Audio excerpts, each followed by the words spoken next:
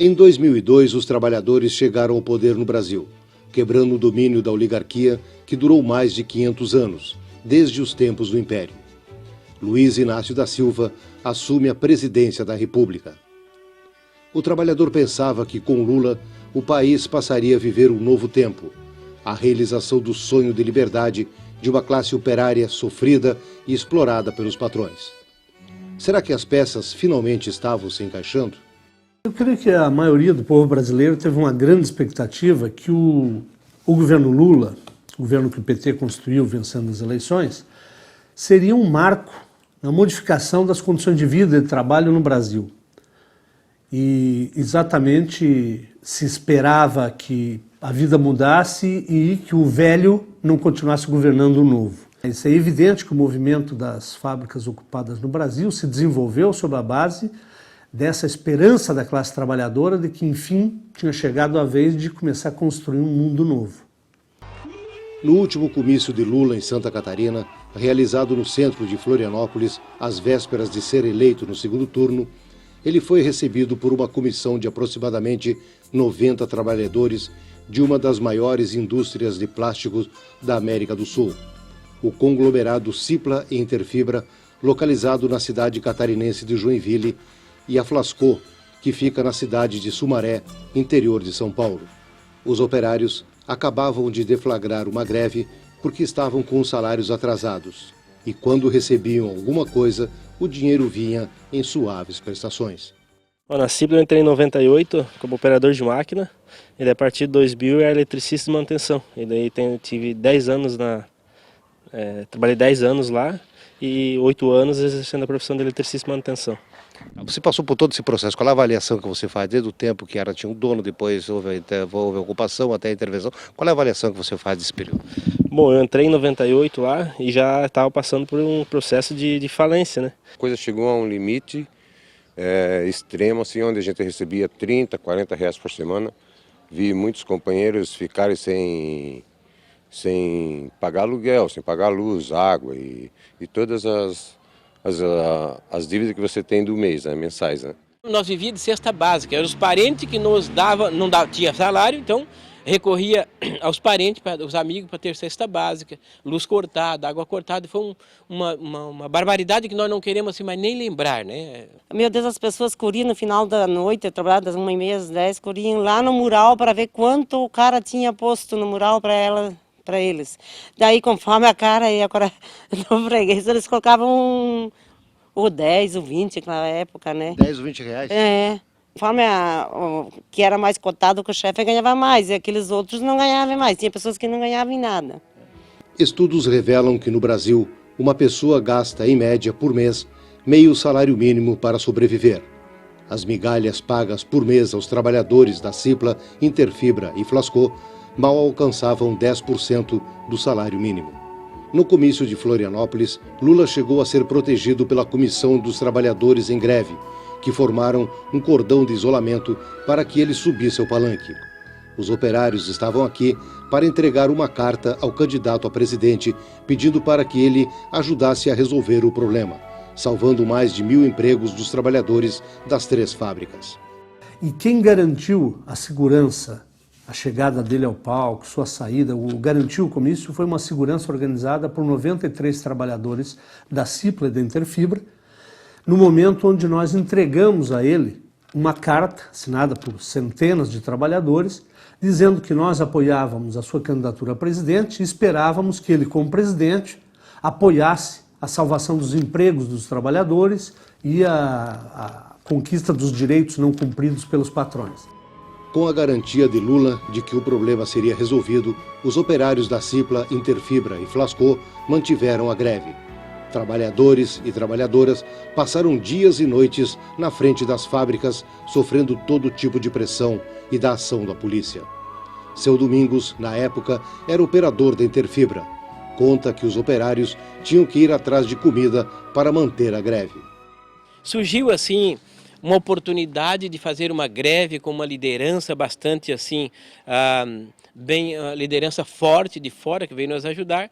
E os trabalhadores fizemos greve de 8 dias, enfrentando chuva, até frio, roupa molhada, e nós vivíamos assim, naquele período de greve ali na porta da Cipla, nós fazia pedágio.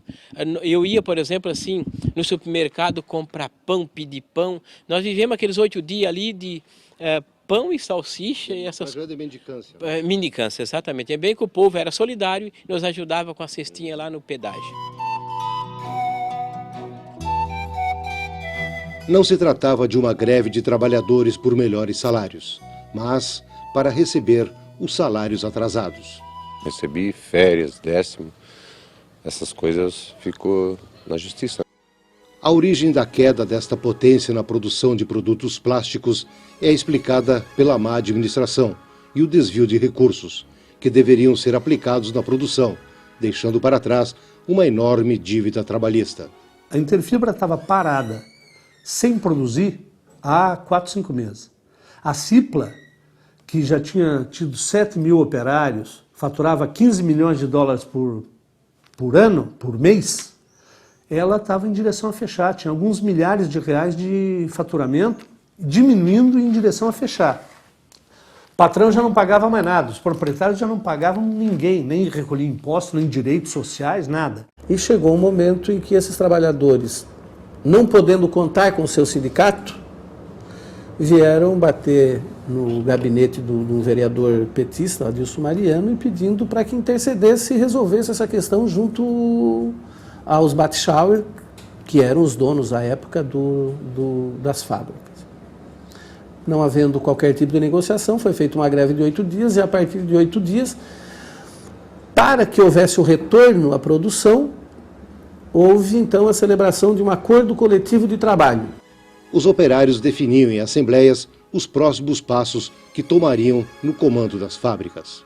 Os trabalhadores determinavam a política da empresa, através da sua comissão de fábrica. Por exemplo, também a diminuição da jornada, não só de 40, mas para 30 horas semanais, que levou-se um estudo de quase 1 ano para desenvolver, para ver como é que a gente conseguiria implementar esse projeto das 30 horas e qual o impacto que isso teria na administração e também na folha de pagamento. Conseguiram? E conseguimos diminuir, e detalhe, nós tivemos que aumentar, tivemos contratação em torno de 50 novas contratações, mas que no global o trabalhador ganhava com isso, quer dizer, tinha um baita de um descanso, e a gente conseguiu também gerar novos postos de trabalho. E como é que a gente financiava isso? Primeiro, o custo disso, ele era muito baixo, perto do lucro que tinha para o trabalhador, perto do descanso, do tempo para o lazer, para a família. E, inclusive, dentro das 6 horas que os trabalhadores trabalhavam de segunda a sexta, eles potencializavam em muito o seu trabalho, então o grau de produtividade também aumentou nessa medida. Então não teve muito prejuízo, aliás, eu diria que não teve prejuízo nenhum, porque o grande lucro era o benefício pro trabalhador.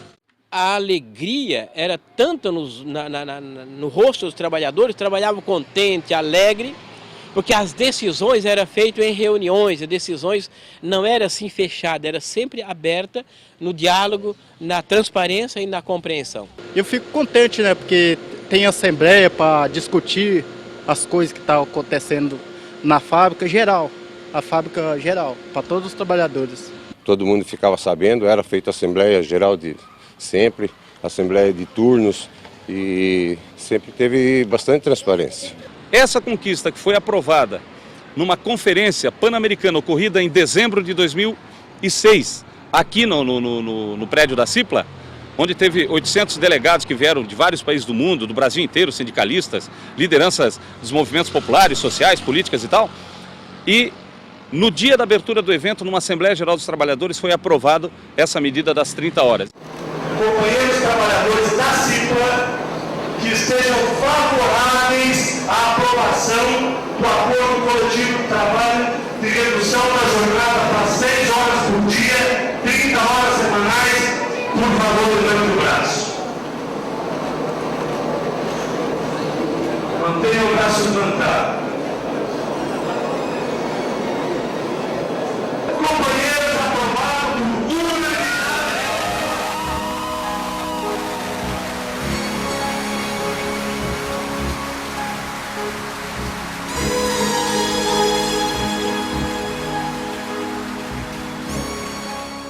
isso causou um frisson na cidade. Porque os trabalhadores de outras empresas começaram a perguntar, bom, se os trabalhadores da Cipla, uma empresa quebrada, conseguiram reduzir a sua jornada para 30 horas, por que nós também não temos direito? A pergunta que permeou a classe trabalhadora de toda Joinville. Tudo ia bem nas fábricas ocupadas. O trabalhador se sentia valorizado e a família também. Todos tinham motivo para comemorar. Eu tenho um herói, meu pai. Graças ao que ele faz, somos uma família que tem emprego e direitos. Junto com seus colegas, trabalhadores da Cipla Interfibra, ele está recuperando a imagem da companhia e mudando a história de Joinville. O modelo de gestão dos trabalhadores logo foi chamando a atenção e recebendo aprovação popular na própria cidade de Joinville. Nas ruas, as pessoas aprovavam as ocupações. Desde que eles conseguem levar adiante, né, para não ficarem desempregados e manter o emprego garantido, né, o sustento da casa, eu acho que eles estão certos. Eu concordo. Por quê? Porque é uma coisa que pelo menos não para, né? Dá emprego para o pessoal, né? Estão garantido o emprego deles? Com certeza. O senhor faria, se estivesse numa fábrica, também faria? Com certeza. O senhor ia defender o sustento da sua família? Sim. Com certeza, que assim mantém os empregos todos, né? E o bom andamento da fábrica também, não é mesmo? O senhor soube o caso da Cipla aqui, acompanhou? Mais ou menos, que eu viajo muito, eu viajo o Brasil inteiro, entende? Eu entrego ônibus da Buscar no Brasil todo, então a gente para pouco aqui. Mas pelo que eu sei, foi isso aí, né? Quiseram dispensar os empregados todos, aí fizeram um negócio para os empregados manter. Não sei se estão mantendo ou não, porque eu não estou acompanhando direito isso aí, entende? Mas o certo seria isso aí. Houve uma intervenção federal lá e tiraram os empregados. Ah, tiraram fora, não estou sabendo não, infelizmente não estou sabendo. Mas seria melhor que fosse com os empregados ainda, eu acho. Tem que meter o pé na parede e requerer os seus direitos, porque a família dele vive com o que ele ganhou ali, né? E agora vai ficar tudo para a rua e daí, né? Cada um tem direito de requerer os seus direitos, né? Se eu trabalhei 10 anos numa firma, a firma porque vai fechar, vai me botar para a rua, primeiro ela me paga para botar para a rua, né? Tá certo? Sim, porque vai valer em jogo o emprego deles, né? Seria um trabalho que eles precisam e não é porque os donos faliram que eles não podem continuar o seu trabalho. Às vezes um pobre que não tem nada sabe melhor do que um estudado, não é verdade? Vai que a diretoria não conseguiu tomar conta, não conseguiu levar a empresa. Eu achei até legal da parte dos trabalhadores fazer isso. Eles que trabalham também, é claro, o dono não faz nada. Com certeza deve assumir. Acho que não é porque não tem os diretores, os presidentes, que a fábrica não pode continuar funcionando normalmente. E você, o que você acha? Também acho, mesmo porque tem que ter uma organização bem grande, né? Mas eu acho que é possível, sim. No caso da Cipla, você acompanhou aí, os trabalhadores assumiram e mantiveram lá trabalhando. Você acha isso justo? Foi legal? Sim, acho sim, mesmo porque os diretores não estavam dando conta, né? Então, se eles tiveram como assumir e tiveram como organizar isso, se deu certo, ótimo. Ao mesmo tempo, na cidade de Sumaré, aproximadamente 100 quilômetros da capital São Paulo, trabalhadores ocuparam a fábrica da Flascor. Esta fábrica de bombonas para armazenar água e produtos químicos chegou a ter 400 trabalhadores. E, inclusive a minha mãe trabalhou aqui, ela sempre contava para mim que o chicote era muito duro aqui por parte dos patrões. Inclusive muitos e muitos anos que não pagavam os direitos trabalhistas, fundo de garantia, INSS e tal. E depois de um bom tempo, desse tempo todo aí, desse massacre que os trabalhadores sempre sofreram aqui, né, de demissões em massa que sempre teve, os patrões que eram ladrões, eles roubavam, sonegavam mesmo os impostos, os direitos dos trabalhadores. E aí chegou um tempo que ficou 3 meses sem salário. E os trabalhadores entraram em greve. Todo mundo entrou em greve na fábrica. E a partir de uma ideia que surgiu dos trabalhadores da Cipla em Joinville, nós decidimos ocupar a fábrica para poder salvar os postos de trabalho. A Mauser, que é exatamente uma multinacional alemã que fez a máquina que hoje existe dentro da Flascor, ela decidiu entrar no mercado de embalagem no Brasil e decidiu comprar todas as empresas para quem ela tinha vendido as máquinas. E ela comprou a Girona, que era uma concorrente nossa, e fechou no mês seguinte, foi fechada em maio desse ano, e tentou comprar comprar a Flasco com seus antigos donos, mas não foi possível. E participou junto, a gente sabe, do processo de mobilização aí da patronal que teve de fazer as intervenções nas fábricas. Quando a Flasco foi ocupada, estava falindo. Tinha pouco mais de 50 operários, que assumiram a administração.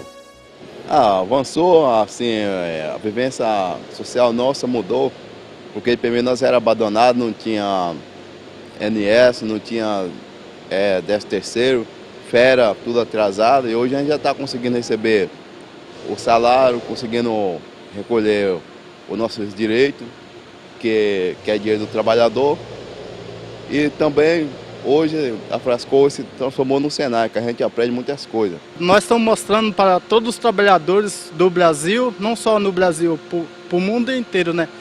A nação inteira, que uma fábrica ocupada pelos trabalhadores, então é diferente de uma fábrica ocupada pela gestão do patrão, porque nós tivemos muitos benefícios através depois do controle operário. Reduzimos a jornada de trabalho aqui na Flasco também agora para 30 horas semanais, sem redução de salário, certo? Então nós pensamos aqui coletivamente, um ajudando o outro, aquilo que for bom para os trabalhadores nós vamos buscar alcançar, porque a fábrica aqui nós recuperamos, tinha máquinas aqui que não funcionavam, que funcionam agora graças à força dos trabalhadores, e nós não vamos deixar que ninguém venha meter a mão aqui, porque nós estamos recuperando, vamos continuar esse processo, conseguimos certificação da ISO, conseguimos uma melhoria cada vez mais dos nossos produtos aqui e estamos aí na batalha e vamos continuar, e eu gosto de repetir isso porque os ataques são muitos e nós vamos continuar resistindo. Há 4 anos que eu estou aqui, vai fazer que eu estou aqui na Flasco, eu não vi dificuldade, só que eu vi diferença. Eu vi diferença em qualidade de trabalho, qualidade de vida e qualidade em direitos, que muitos empresários, patrões, os grandão lá, só negam isso aí. Nós não somos a minoria, nós somos a maioria em qualidade de trabalho, qualidade de vida, e nós podemos administrar uma empresa. Não da maneira do patrão com um chicote em cima de você, mas sim da nossa maneira. E adquirindo experiência, pagando os direitos, que na época do patrão aqui, durante uma década, ele só roubou, ele só sonegou, e o mais prejudicado foi o trabalhador. Deusito Miranda, operador de máquina, trocou de fábrica porque o salário aqui é melhor e se juntou à luta dos trabalhadores da Flasco. Na verdade, eu cheguei aqui em São Paulo, eu vim a passeio e comecei a trabalhar. Aí eu trabalhava em Campinas. Aí como eu morava já aqui na região e aqui estava pegando gente, aí eu mandei o currículo para cá e graças aos companheiros aí eu entrei aqui, me deram essa oportunidade, eu entrei aqui e estou até hoje. Você veio trabalhar aqui, você saiu da outra empresa para vir para cá? Para vir para cá. Aqui era mais perto de casa e o salário aqui era bem melhor que na outra empresa que eu estava. Você já sabia da história da fábrica que estava ocupada por trabalhadores? Sabia sim. E aí eu achei bem interessante. Aí eu vim para cá também para ajudar eles. Estou até hoje. Logo, a administração dos trabalhadores nas empresas chamou a atenção por causa das conquistas, dos avanços que conseguiram e por sua luta pela estatização. Nós entramos com uma ação daí, então, no Judiciário Estadual, dizendo o seguinte: olha, nós temos um acordo coletivo que nos dá direito a ficar com a fábrica. Os trabalhadores propuseram isso. No entanto, nós descobrimos que tem um passivo dessa ordem. Então, nós queremos que o Poder Judiciário passe as fábricas para nós, deixando a dívida com aqueles que a fizeram, os proprietários. E que de forma, e como essa é uma questão que pode levar 20, 30 anos, que de forma imediata nós queremos que nessa ação seja dado um liminar que a gestão dos negócios seja posta na mão dos trabalhadores. E foi isso que à época se conseguiu. E foi a partir desse processo, portanto, é que os trabalhadores, ele não apenas controlavam, mas passaram a definitivamente administrar os negócios. Nós estávamos com faturamento de mais de 3 milhões mensais. Nós estávamos pagando salários em dia, já tínhamos pago a maior parte da dívida que os antigos patrões não pagaram, nós já tínhamos pago a maior parte da dívida com os trabalhadores. A Interfibra estava funcionando a pleno vapor, com um faturamento de mais de 1,5 milhão mensal. E nós tínhamos, além do que, melhoradas as condições de trabalho de todo mundo, Mulher grávida era respeitada, não era demitida. Dentro da fábrica, você andava e via o semblante, a cara dos trabalhadores, das trabalhadoras, todo mundo feliz, conversando, sem nenhuma repressão. Tudo era decidido em assembleia, em reuniões, organizadamente. E nós conseguimos, inclusive, além de contratar mais gente, nós conseguimos reduzir a jornada de trabalho sem redução salarial e sem redução de faturamento. Nós reduzimos a jornada para 6 horas diárias, 30 horas semanais, com sábado e domingo livre. A Secretaria do Gabinete Pessoal da Presidência da República bem que não queria. Em resposta ao presidente da Cipla, Sérgio Goulart, o gabinete pediu insistentes vezes para que não mobilizassem os trabalhadores, que preparavam uma marcha sobre Brasília. Era para cobrar do presidente uma solução para o caso das fábricas ocupadas através de um pedido de estatização. Apesar das tentativas de driblar os operários, a marcha saiu após um prazo dado ao presidente.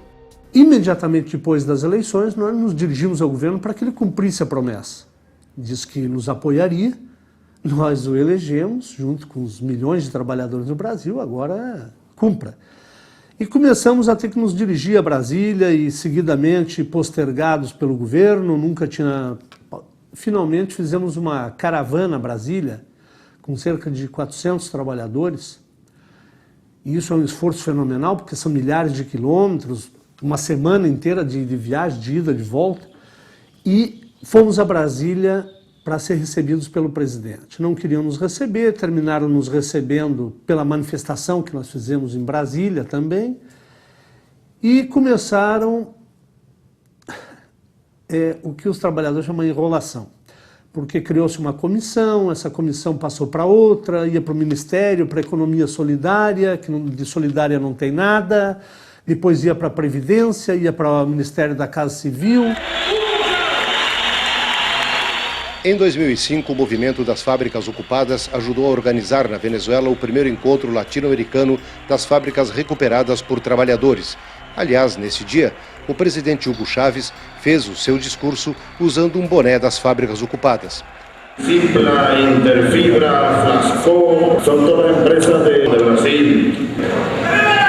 E empresas que sejam quebradas, empresas que devem ser recuperadas por los trabalhadores. E ganhou força com o apoio que recebeu do governo venezuelano. Nós demonstramos que os trabalhadores são tão capazes que desenvolvemos um projeto, num acordo com o governo da Venezuela. O governo da Venezuela, o presidente Chávez, em discussão conosco, disse que pretendia fazer um enorme plano de moradia popular na Venezuela. Nós nos dispusemos a projetar, desenvolver e construir para o governo da Venezuela, e fizemos isso com as equipes da Cipla, da Interfibra, um projeto de uma casa e das fábricas ocupadas em geral, Flasco e tal, todo mundo, uma equipe que nós montamos ajudando, montamos uma fábrica chamada Petrocasa, na Venezuela. É uma fábrica de casas de PVC que faz 15 mil casas, 18 mil casas ao ano. Já está funcionando, produzindo. Casas excelentes, ótimas, que saem 1/3 do preço de qualquer casa, são térmicas, seguras, fortes e muito baratas. E o melhor de todas, essas casas você pede a casa hoje, em 10 dias você está com a chave para entrar para morar na casa. La creación de Petrocasa, que fue un proceso que se desarrolló durante 2 años.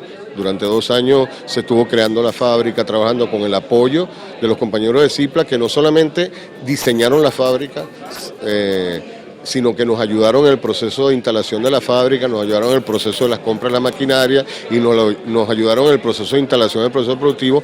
Hoy Petrocasa, que ya arrancó el año pasado, está produciendo casas precisamente para acompañar el proyecto de vivienda.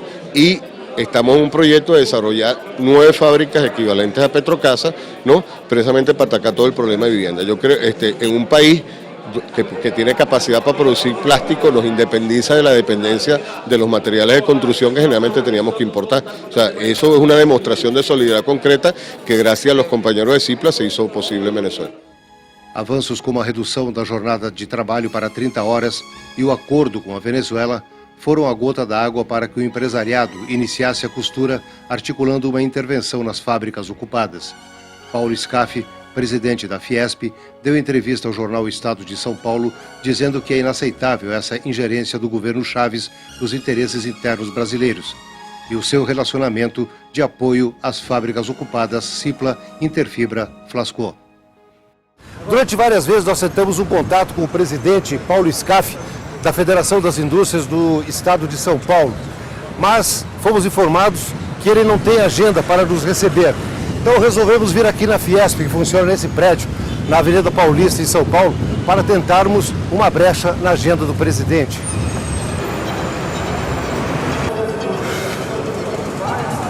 Como a gente faz para subir a Fiesp? Aqui? Tudo bem? É o seguinte, a gente está tentando fazer uma entrevista com o presidente Paulo Scaff, ele está aí hoje? Ele tentou marcar com a assessoria de imprensa. Mas disse que não tem agenda e tal, a gente estava tentando, a gente está vindo lá do Sul, lá para tentar uma entrevista com ele. E sempre disse que não tem agenda, a gente veio aqui em São Paulo ver se pode falar com ele. Claro, ele não está nem aqui. Ele não está aí? É? Então... Eu liguei lá na presidência. Na presidência, informaram, Tá bom então, obrigado. Ele está fugindo. Já o presidente da Associação Brasileira das Indústrias Plásticas, Merré Cachum, convocou os empresários através da revista WPlast, alegando que, em razão dessas atitudes, é imprescindível que os empresários e a sociedade civil, de forma geral, organizem um manifesto de repúdio contundente a esse tipo de prática, antes que isso se torne cotidiano e prejudique a democracia. Então, esses senhores começaram a gritar pelo Brasil inteiro que o nosso movimento botava em questão a democracia no país. Democracia, para eles, é sinônimo dos interesses deles. Além disso, uma proposta dos trabalhadores deixou a justiça de saia justa. A partir desse momento, nós nos dirigimos, então, ao Poder Judiciário Federal em Joinville, dizendo o seguinte: vocês fizeram um acordo com a Profiplast, que era uma outra fábrica do mesmo grupo econômico, vocês fizeram um acordo com a Profiplast de pagamento de 0,6% do faturamento por mês. Nós queremos fazer um acordo igual. Agora nós queremos igual. Antes nós havíamos proposto um acordo de 1% do faturamento. Agora nós queremos um acordo isonômico com a Profiplast. Foi o suficiente para que o juiz federal, a pedido do Instituto Nacional de Seguridade Social, tomasse uma decisão que, na interpretação dos trabalhadores, é muito mais política que jurídica, ao questionar: será que a manutenção do Grupo Cipla gera de fato o bem à sociedade? Será que a sua existência não estaria mais para o mal do que para um bem social? O jurídico ele vai estar sempre vinculado à política. O direito, uma ciência jurídica, ela é um instrumento de classe, e que o Poder Judiciário tem um instrumento, então, de criminalização dos movimentos sociais que hoje a gente sente muito presente. O movimento das fábricas ocupadas sofreu com esse processo de criminalização. A gente vive um momento nacional de refluxo, de dificuldades, porém, diversos avanços estão sendo feitos na tentativa de reorganização dos movimentos sociais e, especificamente, no movimento das fábricas ocupadas, indo às outras portas de fábrica, vendo porque a situação de fechamento de fábricas ou de agressão aos direitos trabalhistas permanece, e a gente continua fazendo essa discussão, esse diálogo com sindicatos, com a classe trabalhadora. Por isso que está claro uma combinação muito grande entre o que é político e o que é jurídico nessa questão. Ao mesmo tempo que nós temos um acordo coletivo de trabalho, que é um instrumento jurídico previsto na Constituição Federal, nós também tivemos outros atores que não da área jurídica e trabalhista propriamente, mas de outros ramos, e do Poder Público Municipal, que participaram, então, da tomada da fábrica pelos trabalhadores. Empresas como a Transbrasil, Encol, Varig, Companhia Vale do Rio Doce, além de bancos como Itaú, Caixa Econômica Federal, Unibanco, Banespa e Banerj, formam a lista dos maiores caloteiros do INSS e não são incomodados. Mas a previdência do ministro Luiz Marinho, ex-presidente da CUT, Central Única dos Trabalhadores, queria obrigar justamente os trabalhadores da Cipla, Interfibra e Flasco a pagar a dívida deixada pelos patrões. Como os trabalhadores se negavam a pagar a dívida do dono, estava decretada aí a intervenção nas fábricas ocupadas. Liga, cara!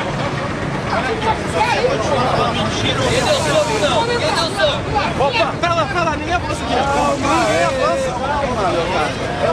Calma, meu cara. É o problema.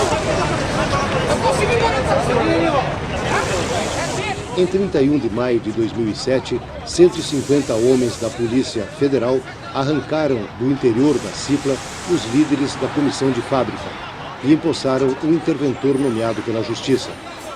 Foram horas de horror vividas por trabalhadores que resistiam à intervenção. Pessoas simples que tentavam desesperadamente manter seus empregos e garantir o sustento da família. Discriminação, pô. Tá louco? Extremamente espantado com essa situação, uma situação absurda e inadmissível. Nós vemos um Estado que hoje é governado por um trabalhador ver essa ação da Polícia Federal contra os trabalhadores. Aí, ó, os caras aí me respondeu! Os caras me deu fogo, desgraçado! Liga, cara! Opa, pera, ninguém avança aqui. A violência está presente até hoje na memória dos operários, como é o caso da dona Ivone da Cipla, que hoje vive em casa cuidando da sua horta. Eles quiserem me dar uma cacetada, me deram uma cacetada, daí um outro policial segurou o cara.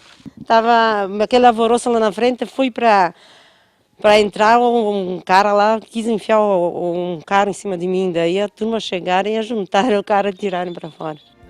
O seu Domingos, com mais de 30 anos na Interfibra, é outro trabalhador que não guarda boas recordações da intervenção. Teve dois, assim, policial da GRT, sabe, esses homens são grandes. Pegaram um do meu lado, outro do outro, dois homens fortes, e disseram para mim assim, você foi fotografado, está sendo filmado, ai de você nos ameaçar.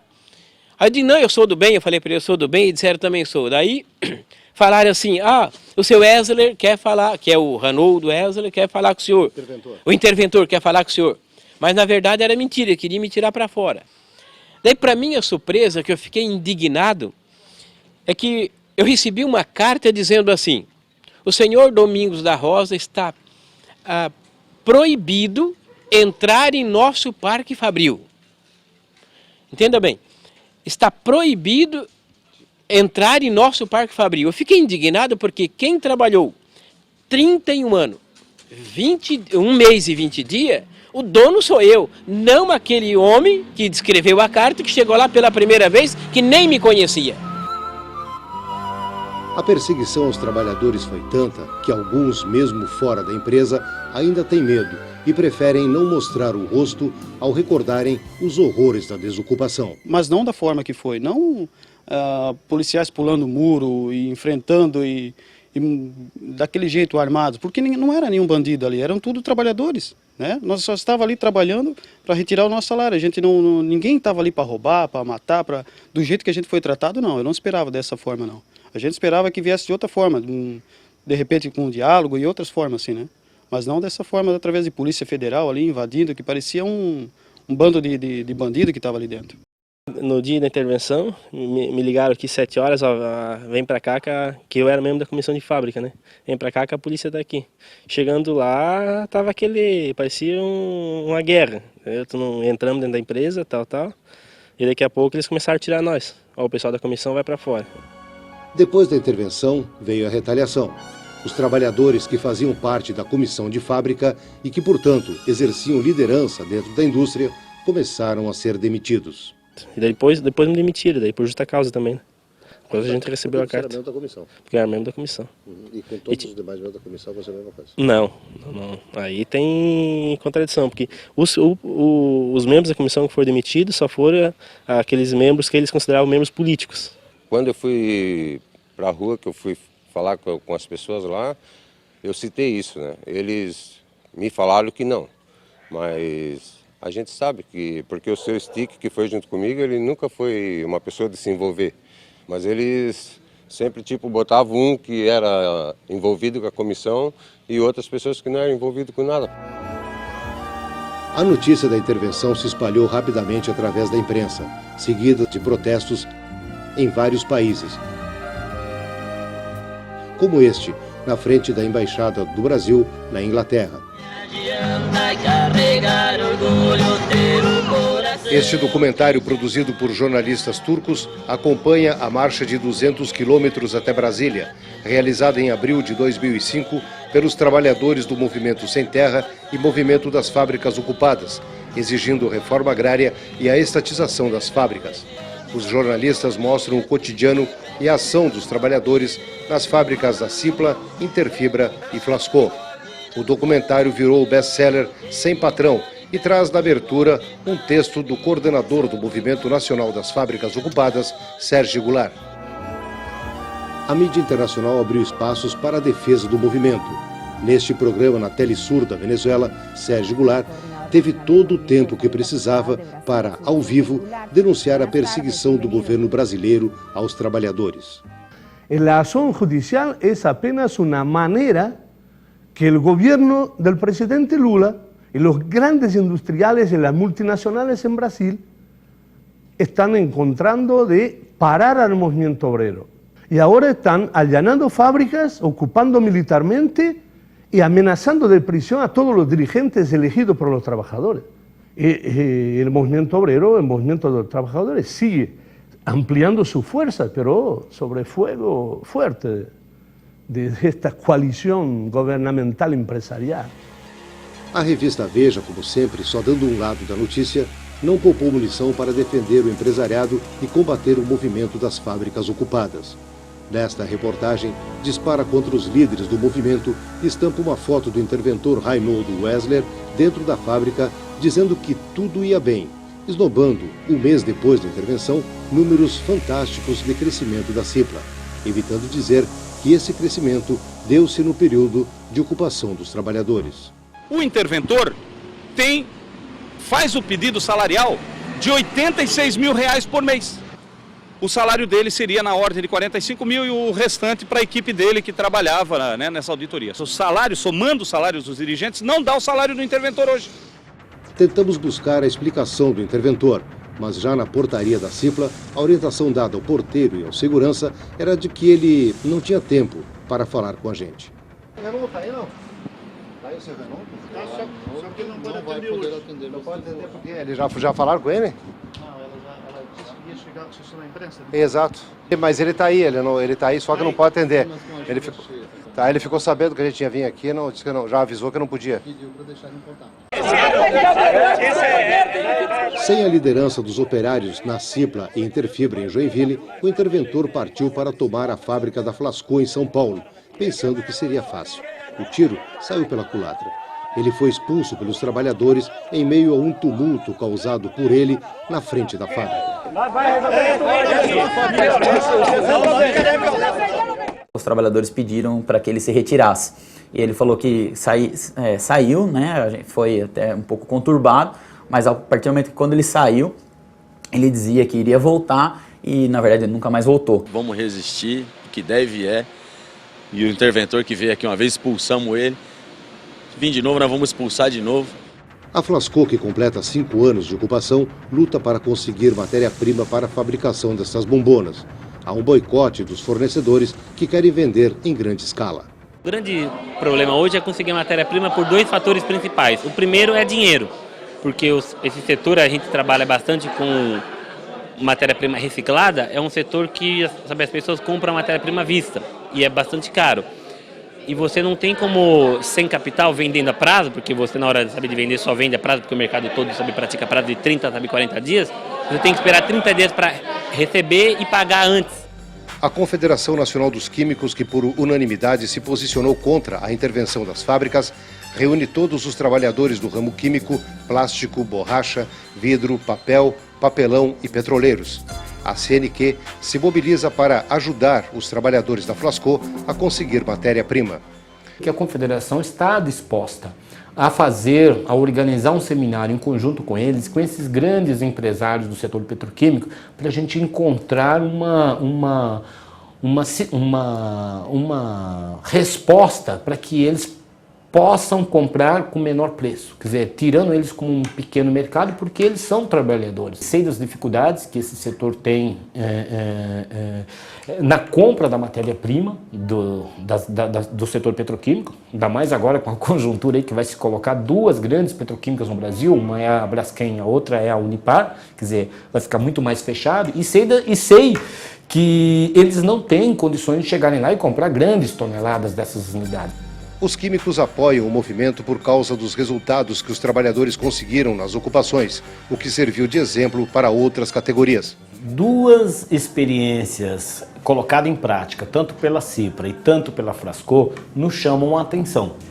E inclusive está nos subsidiando para nós trabalharmos a argumentação em grupos de trabalho que o ramo químico, e eu particularmente faço parte, junto ao governo. Uma delas é a redução de jornada. Sabemos que a empresa aqui de Sumaré trabalha 40 horas semanais e a CIPRA, no momento, até quando era dirigida pelos trabalhadores, também trabalhava menos de 44 horas e estive para até sentir que impacto que isso traz para os ganhos, né, do capital. E na apresentação que eles nos fizeram, não diminuiu. Então deu melhores condições, inclusive, para os trabalhadores estarem atuando, a vida social deles tiveram um ganho maior, tem muito deles que estão se qualificando para o mercado, que tem tecnologia chegando e tudo mais. E uma segunda experiência é esse processo de comissão de fábrica. O mito que aqui no Brasil tem que comissão de fábrica vai tirar espaço de chefes, de gerentes, o que não mostra isto na prática, nas duas experiências. O que mostra é um respeito maior junto aos trabalhadores, é um diálogo maior com os trabalhadores, seja positivo ou negativo, seja uma compensação, um trabalho no sábado, no domingo, mas conversado, discutido, compreendido com os trabalhadores, não vejo problema. O Brasil já está atrasado nesse espaço, né? Você olha as multinacionais que estão colocadas aqui no Brasil, todas elas na Europa têm a comissão de fábrica, inclusive em legislações. Aí chegam aqui no Brasil, dizem que a nossa legislação não tem comissão de fábrica. Quer dizer, uma incoerência, né? Nós estamos em 2008. A África já tem comissão de fábrica. Quer dizer, os países africanos já tem comissão de fábrica até já regido por lei, o Brasil ainda não. Então são experiências positivas que nós estamos colhendo informações deles para a gente trabalhar e fortalecer o nosso argumento junto aos grupos de trabalhos diversos que são colocados aqui no ramo químico. O movimento das fábricas ocupadas não para. Esta reunião no município de Caieiras, região da Grande São Paulo, é para discutir as medidas que os trabalhadores demitidos desta fábrica vão adotar. A Helen, que produz material para água, como torneiras, por exemplo, está reduzindo rapidamente o número de funcionários e mergulha na crise. 4 das principais máquinas, o que seria o coração da Helen, foram retiradas pelo Banco Safra, por conta de dívida não paga pelo dono. O desvio de recursos e a má administração está levando a indústria à falência, acredita Valdenice de Paula, uma das demitidas. Eu fiquei lá 3 anos, né? Daí foram deteriorando o patrimônio, né? O dono abriu uma outra empresa e só foi tirando e foi crescendo um buraco, né? Até que ele não conseguiu continuar mais, passou a empresa para uma consultoria, onde essas pessoas também só sugaram. Aí chegaram uma época que eles não tinham mais como pagar os funcionários, fecharam a empresa, demitiram todos os funcionários pelo correio, por telegrama. Daí a gente conheceu, né, o pessoal do movimento das fábricas, daí a gente pediu ajuda para eles, o pessoal conhecia o Miranda também, e aí a gente começou a luta. Em que sentido? Em sentido de tomar a fábrica para os funcionários, né, para continuar os postos de trabalho. Vocês chegaram a tomar a fábrica? Chegamos. E aí? Aí a gente ficou mais ou menos uns 15 dias, né, e os donos entraram com a recuperação judicial.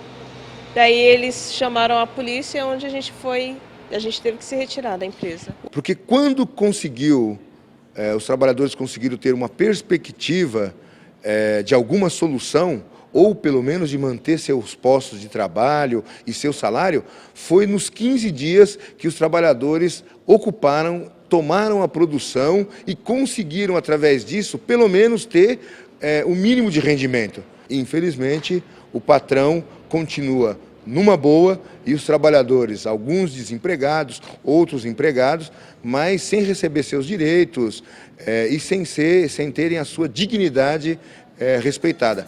Os ex-trabalhadores da Helen contam com o apoio jurídico dos advogados da Flasco e com a experiência da ocupação dos trabalhadores da fábrica de Sumaré. A esperança na mobilização para novas ações está na Comissão de Fábricas Ocupadas que se organiza aqui. O movimento das fábricas ocupadas não foi importante somente, ele foi fundamental, essa ligação dos trabalhadores da Cipla, Interfibra e de outros movimentos, da Flasco aqui de Sumaré, fundamental para que a gente conseguisse mobilizar, organizar e manter essa resistência desses bravos trabalhadores que, com as enormes dificuldades, ainda continuam batalhando por uma esperança, inclusive não só de reaver seus direitos trabalhistas, mas seus postos de trabalho. O movimento das fábricas foi o motor, foi a chama que mantém acesa essa luta dos trabalhadores contra o fechamento das fábricas e em defesa dos postos de trabalho. Teníamos las manos para tomar el poder. A luta dos operários brasileiros e a truculenta intervenção nas fábricas ocupadas foi duramente rejeitada pelos representantes estrangeiros que participaram da Conferência Internacional Tirem as Mãos da Venezuela, realizada no dia 31 de maio de 2008 na Assembleia Legislativa do Estado de São Paulo. Também em Bolívia nós decimos mina cesada, mina tomada.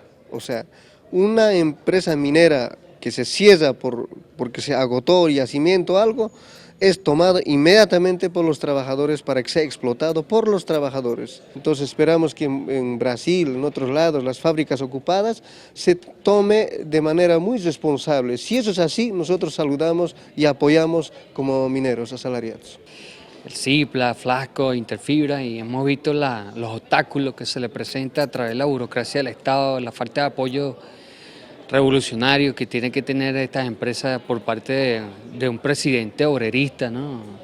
Un presidente que fue trabajador, sindicato.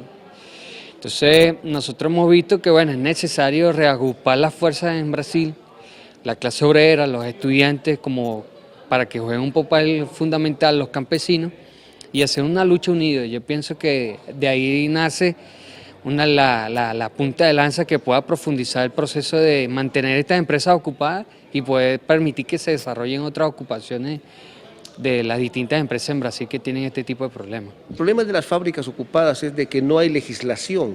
En ningún país hay legislación que diga, bueno, si el patrón se va, se puede hacer esto, artículo tal, número 1, 2, 3, ABC, no la hay. Entonces hay que inventar cómo hacer para poder producir legalmente una fábrica y legítimamente bajo los aspectos con lo que tenemos en la mano. Como no hay, porque todas las leyes fueron hechas en los tiempos,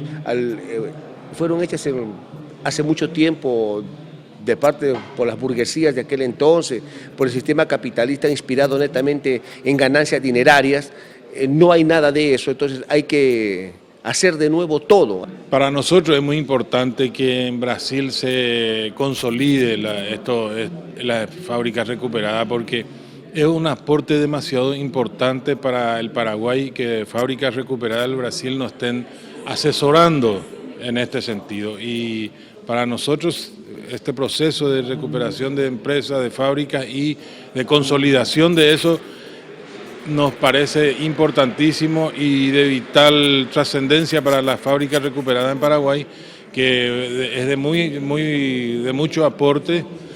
Ya nos están dando esos aportes porque nos están visitando compañeros de empresas recuperadas de la Flasco, de Cipla, que están permanentemente conversando con los compañeros, también orientando el desarrollo de estas empresas en Paraguay. Por eso para mí es muy importante. En Argentina dicen que IMPA es la madre de todas las empresas recuperadas porque a partir de ese año surgió el MENER, el Movimiento de Empresas Recuperadas, y nosotros somos, digamos, como los maestros de haber recuperado la fábrica y de haberle enseñado al resto de los compañeros cómo recuperar, y así se recuperaron muchísimas fábricas. Dária Loureiro, conhecida por Dona Lili, de 84 anos de idade, militante de esquerda desde os 11, acreditou nas promessas de mudanças do governo Lula e se diz decepcionada com a forma como os trabalhadores da Cipla foram tratados.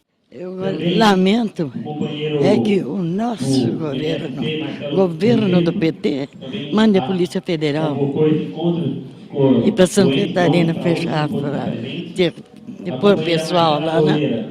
Mas vamos ver São Paulo até quando se aguenta lutar para que a gente consiga que continue, né? A ocupação da nossa fábrica aí. A CUT devia tomar a frente disso, né? Dar uma mão pessoal. O economista José Martins é um observador do movimento. Doutor em Economia pela Universidade de Sorbonne, na França, foi por mais de 20 anos professor da Fundação Getúlio Vargas. Hoje é professor visitante do Departamento de Economia da Universidade Federal de Santa Catarina e é também o redator do Boletim Crítica Semanal da Economia. Ele prevê uma crise mundial em pouco tempo e alerta os trabalhadores. O que eu vejo é que existe o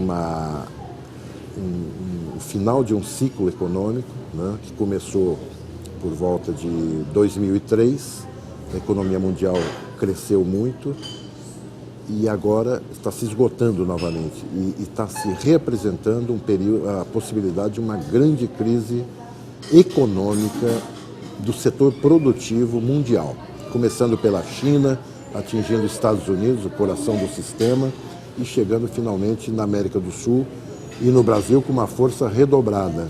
Os trabalhadores, numa situação dessa, eles têm que, por necessidade, não é nem questão de ideologia, de simples vontade, né? Por necessidade material, eles vão ter que tomar decisões que vão no sentido de chamar para eles mesmos a responsabilidade da produção e da reprodução social. Ou seja, os trabalhadores vão perceber que os capitalistas são incapazes de organizar a produção, de garantir a reprodução social, né? De garantir a própria vida da sociedade. Uma das formas principais de resposta positiva, humana dos trabalhadores, uma das formas principais é exatamente a ocupação das fábricas. Ocupação e produção. A Executiva Nacional da CUT, Central Única dos Trabalhadores, se posicionou contra a intervenção do governo na Cipla e Interfibra, se comprometendo a exigir uma audiência com Lula para negociar a devolução das fábricas aos trabalhadores. Antônio Carlos Spies, da Executiva Nacional da CUT e dos petroleiros, deixa clara a posição em defesa do movimento.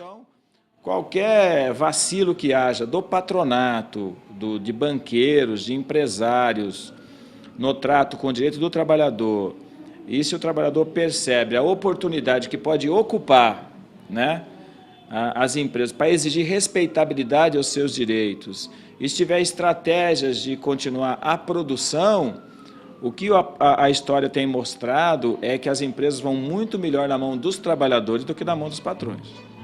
O apoio de entidades e políticos é essencial para a vida do movimento das fábricas ocupadas, com um grande respaldo dentro do Partido dos Trabalhadores.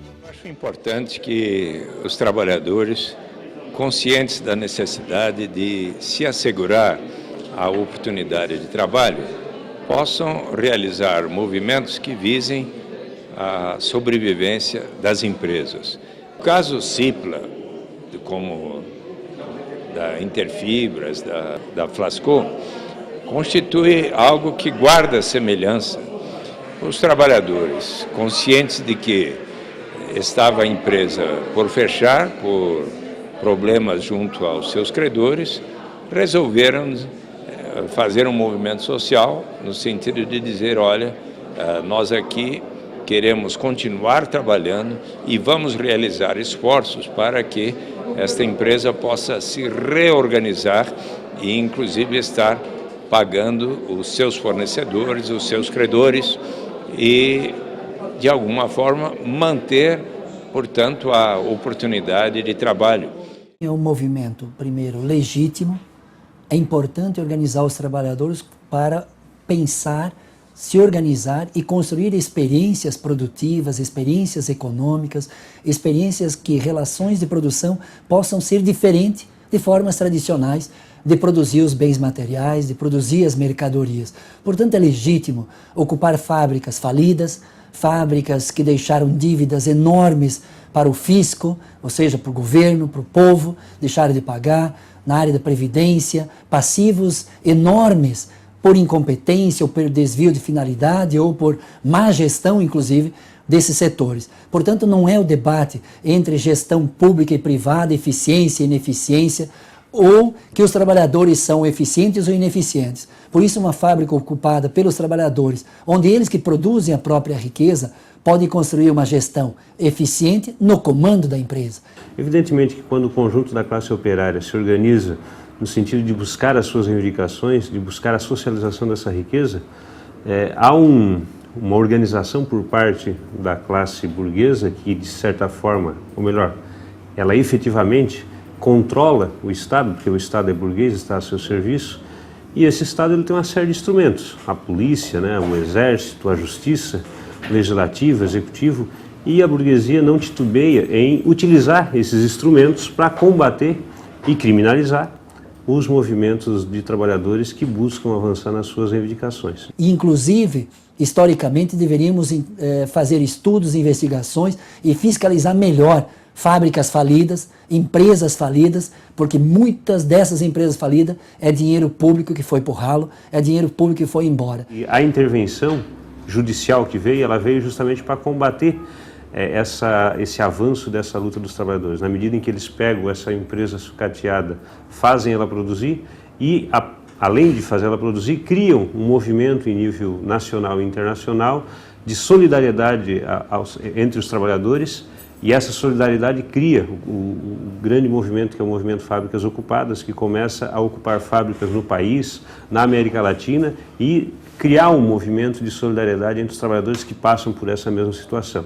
E, além disso, avançam ainda na questão de conquista de direitos. Como é que o senhor vê o comportamento do governo federal nesse caso? Eu acho que é ambíguo, contraditório, o governo convive com as diferentes contradições da própria sociedade, e quando convive com as contradições da própria sociedade, tem às vezes dificuldade de incorporar essa experiência como mais uma experiência estratégica. Essa forma dos trabalhadores em fábricas ocupadas produzir a gestão, o destino de uma fábrica, podia ser mais uma experiência a ser incentivada pelo governo, a ser legitimada pelo governo e transformar em políticas públicas o incentivo a essas experiências, como mais uma experiência importante para, nessa pluralidade de experiências produtivas econômicas, democraticamente conviver, coexistir essa experiência de fábricas ocupadas e, mais do que isso, incentivar com políticas públicas essas experiências, dando apoio logístico, dando apoio técnico, dando apoio financeiro através de financiamentos e apoio na perspectiva de abrir mercados, abrir possibilidades de que essas empresas se viabilizem, como tantas empresas recebem incentivos fiscais nesse país. É a pressão da burguesia sobre o aparelho de Estado que ela controla, e como nós tínhamos um governo de coalizão, esse governo acabou sucumbindo a essa pressão da burguesia e manchando com certeza o seu governo com essa ação intervencionista de caráter militar, né, onde 150 homens armados da Polícia Federal entram numa fábrica controlada pelos operários, dirigidos por uma comissão democraticamente eleita, e simplesmente expulsam os trabalhadores de dentro da fábrica. Mas o que diz o governo desta situação criada por ele mesmo? Pegamos o rumo da capital federal em busca de respostas. Fizemos uma marcha solitária a Brasília, batendo nas portas do poder, como no Ministério da Previdência. Durante mais de um mês nós tentamos um contato via e-mail, também telefone, com o ministro da Previdência, Luiz Marinho, para que ele nos falasse sobre a questão da intervenção nas fábricas ocupadas da Cipla e da Interfibra. Então nós resolvemos vir aqui em Brasília, na Embaixada dos Ministérios, aqui no Ministério da Previdência Social, tentar um contato com o ministro.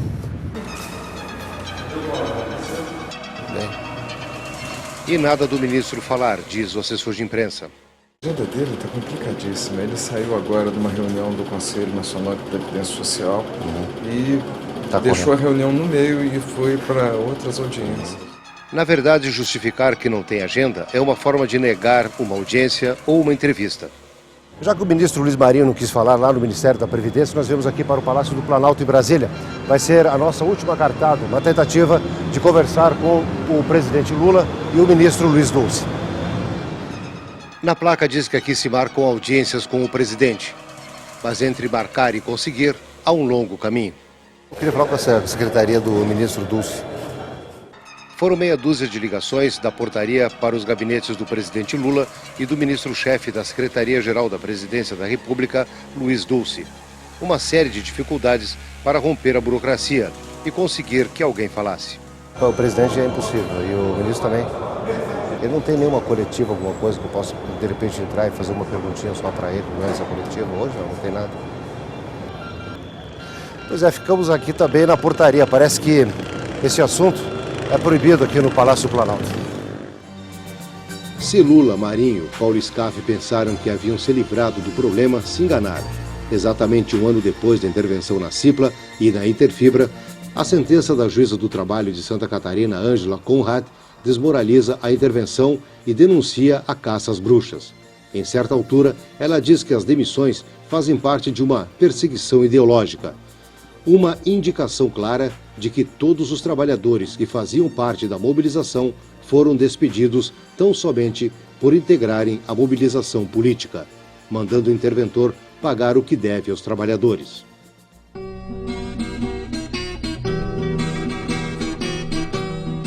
Na conferência da campanha Tirem as Mãos da Venezuela em São Paulo, Sérgio Goulart, coordenador do movimento das fábricas ocupadas, ressaltou que naquele dia 31 de maio completava um ano que o governo Lula havia pedido e comandado a invasão policial militar da Cipla e Interfibra, fábricas controladas pelos trabalhadores. A coalizão de Lula com os capitalistas fracassou ao tentar liquidar a luta extraordinária desses trabalhadores pela estatização das fábricas, ressalta Sérgio, concluindo que, ao invés de matar o movimento, eles tornaram imortal, transformando-o numa bandeira vermelha que nunca mais será apagada da história. Sob a falsa alegação de cobrar uma dívida dos antigos patrões, Lula e Luiz Marinho mancharam para sempre suas mãos e a história, mandando acabar com a ocupação. E eles se enganaram, companheiros. O Lula se enganou, o Scaff se enganou, o Paulo Scaff. O juiz que decretou a intervenção a pedido do governo federal se enganou. E a polícia que fez o trabalho sujo se enganou. Porque eles não liquidaram o nosso movimento. Eles apenas nos deram uma bandeira imortal de luta da classe trabalhadora contra toda opressão e exploração. Porque a fábrica eles puderam nos tirar em Joinville. Tirar dos trabalhadores, mas a bandeira eles não puderam arrancar da nossa mão, e ela flutuou mais alto desde então. Mas é o trabalho de nossas mãos, nossas as máquinas que movemos, nós somos tudo da produção. Avante vamos, classe operária, avante todos os oprimidos. Eles fecham, nós abrimos as fábricas. Eles roubam as terras, nós a ocupamos. Eles fazem guerra e destroem as nações. Nós defendemos a paz e a integração soberana dos povos. Eles dividem, nós unimos. Porque nós somos a classe trabalhadora. Porque somos o presente e o futuro da humanidade.